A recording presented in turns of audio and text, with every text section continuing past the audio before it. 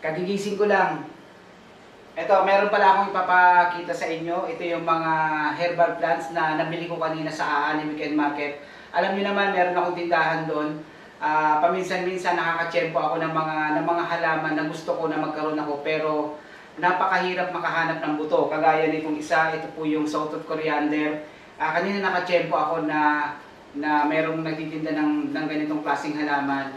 Ang sautot ay napaka-ano po nito, napakaganda po nito na ipang-marinate sa isda, sa karne, sa manok bago natin siya iprito o kaya naman bago natin siya ihawin. Ito yung madalas na ginagamit kong pang-marinate. Pero yung iba ang ginagawa nila, ginagawang tsaa, pero hindi ko type yung gawing tsaa to eh. So may mga nagsasabi din na 'di ba usong-uso ngayon yung hand, foot and mouth disease. So may nagsabi sa akin at meron din ako nabasa na maganda itong pang-remedy sa ganitong klaseng mga sakit. Isa rin sa mga nabili ko kanina, ito po yun. Ito po yung pinakita ko ng mga nakaraang video. Ito yung dollar weed. Ang dollar weed, napakahirap din makahanap ng buto.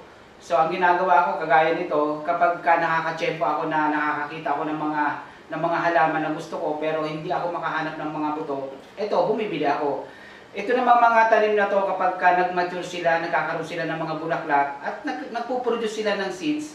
So ibig sabihin, magkakaroon ako ng seeds na pwede kong ipang-germinate o ipamahagi sa mga ibang tao. Ayun. So inaanyayahan ko kayo lagi, every Saturday and Sunday, nasa Aani Weekend Market po ako. Meron pa akong tindahan doon. Pwede po kayong bumisita para hindi lang ako, para makita niyo yung buong area ng palengke ng Aani. At sigurado ako na mag-i-enjoy kayo kasi napakaraming mga halaman at iba't ibang bagay na pwede nyo makita at pwede nyo mabili.